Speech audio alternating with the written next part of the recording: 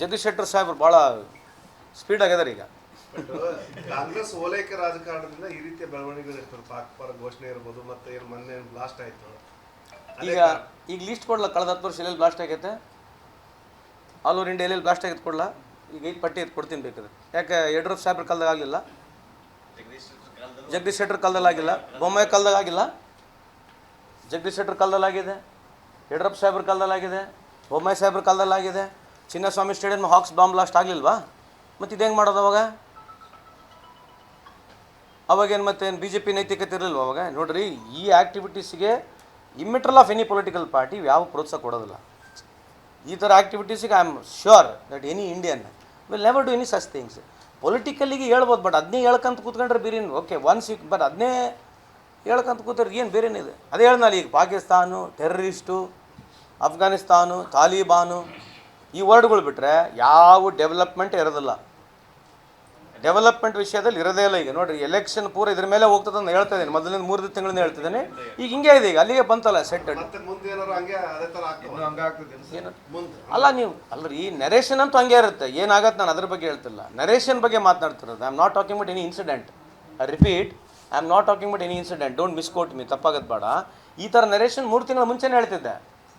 B J ಪಿಯವ್ರಿಗೆ ಯಾರಿಗೆ 5 ಭಾಷೆ ಬಿಟ್ಟು, ಪಾಕಿಸ್ತಾನ್, ಅಫ್ಘಾನಿಸ್ತಾನ್, ಮುಸಲ್ಮಾನ್, ಏನು ಹಿಂದೂ, ಹಿಂದುತ್ವ, ರಾಮ, ಇವು 4-5-6 ವರ್ಡ್ಗಳು ಬಿಟ್ಟರೆ ಬೇರೆ ವರ್ಡ್ಗಳು ಅವ್ರ ಬಾಯಲ್ಲಿ ಬರಲ್ಲ. ಈಗ ಎಲೆಕ್ಷನ್ ಮುಗಿಯೋವರೆಗೆ ಇದೇ ಇರ್ತದೆ.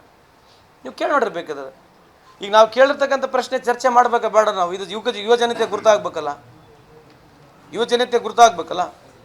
ಯಾವ ನೆರೆಗನ ವಿರೋಧಿಸ್ತಿದ್ರು, ಇವತ್ತು 6 ಕೋಟಿ ಜನಕ್ಕೆ ಜಾಸ್ತಿ ಕುಣಿತೋಡ ಕೆಲಸ ಕೊಟ್ಟರು ಇವರೇ. ಬಟ್ ಇದ್ರ ಬಗ್ಗೆ ಕೇಳಬೇಕಲ್ಲ ರೀ. ನಮ್ಮದು only one request, we should speak on policies and programmes. ಕಾಂಟ್ರವರ್ಸೀಸ್ಗಳಿದ್ದಾವೆ, ಅದಕ್ಕೆ ಸರ್ಕಾರ ಯಾವ ಸರ್ಕಾರಗಳು ಎಲ್ಲೆಲ್ಲಿ ಇರ್ತದೆ ಅದಕ್ಕೆ ಉತ್ತರ ಕೊಡ್ತಾರೆ. ಬಟ್ ಒಂದು ಕಾಂಟ್ರವರ್ಸಿ ತೊಗೊಂಡು ಅದನ್ನೇ ಎಲೆಕ್ಷನ್ ಮಾಡೋಕ್ಕೆ ಹೋಗ್ತಾರೆ, ಅದು ಅವರಿಗೆ ಗೇನ್ ಆಗ್ತಕ್ಕಂಥದ್ದು ಕಾಣ್ತದೆ ಮೇಲ್ನೋಟದಲ್ಲಿ. ಬಟ್ ಅದನ್ನೇ ಮಾಡಿದ್ದಾರೆ, ಕಳೆದ 10 ವರ್ಷ ಮಾಡಿದ್ರೆ ಇದನ್ನ ಅದನ್ನೇ ಮಾಡ್ತಾರೆ. ಈಗ ಜಗದೀಶ್ ಶೆಟ್ಟರ್ ಸಾಹೇಬ್ರು ಭಾಳ ಸ್ಪೀಡ್ ಆಗಿದ್ದಾರೆ ಈಗ. ಕಾಂಗ್ರೆಸ್ ಓಲೈಕೆ ರಾಜಕಾರಣದಿಂದ ಈ ರೀತಿಯ ಬೆಳವಣಿಗೆಗಳು ಇರ್ತದೆ. ಪಾಕ್ ಪರ ಘೋಷಣೆ ಇರ್ಬೋದು, ಮತ್ತೆ ಏನು ಮೊನ್ನೆ ಬ್ಲಾಸ್ಟ್ ಆಯಿತು. ಈಗ ಲೀಸ್ಟ್ ಕೊಡ್ಲ, ಕಳೆದ 10 ವರ್ಷ ಎಲ್ಲೆಲ್ಲಿ ಬ್ಲಾಸ್ಟ್ ಆಗೈತೆ, ಆಲ್ ಓವರ್ ಇಂಡಿಯಾ ಎಲ್ಲೆಲ್ಲಿ ಬ್ಲಾಸ್ಟ್ ಆಗೈತೆ ಕೊಡ್ಲ, ಈಗ 5 ಪಟ್ಟಿ ಎತ್ತು ಕೊಡ್ತೀನಿ ಬೇಕಾದ್ರೆ. ಯಾಕೆ ಯಡಿಯೂರಪ್ಪ ಸಾಹೇಬ್ರ ಕಾಲದಾಗ ಆಗಲಿಲ್ಲ, ಜಗದೀಶ್ ಶೆಟ್ಟರ್ ಕಾಲದಲ್ಲಿ ಆಗಿಲ್ಲ, ಬೊಮ್ಮಾಯಿ ಕಾಲದಾಗ ಆಗಿಲ್ಲ, ಜಗದೀಶ್ ಶೆಟ್ಟರ್ ಕಾಲದಲ್ಲಿ ಆಗಿದೆ, ಯಡಿಯೂರಪ್ಪ ಸಾಹೇಬ್ರ ಕಾಲದಲ್ಲಿ ಆಗಿದೆ, ಬೊಮ್ಮಾಯಿ ಸಾಹೇಬ್ರ ಕಾಲದಲ್ಲಿ ಆಗಿದೆ. ಚಿನ್ನಸ್ವಾಮಿ ಸ್ಟೇಡಿಯಂ ಹಾಕ್ಸ್ ಬಾಂಬ್ ಬ್ಲಾಸ್ಟ್ ಆಗಲಿಲ್ವಾ? ಮತ್ತು ಇದು ಹೆಂಗೆ ಮಾಡೋದು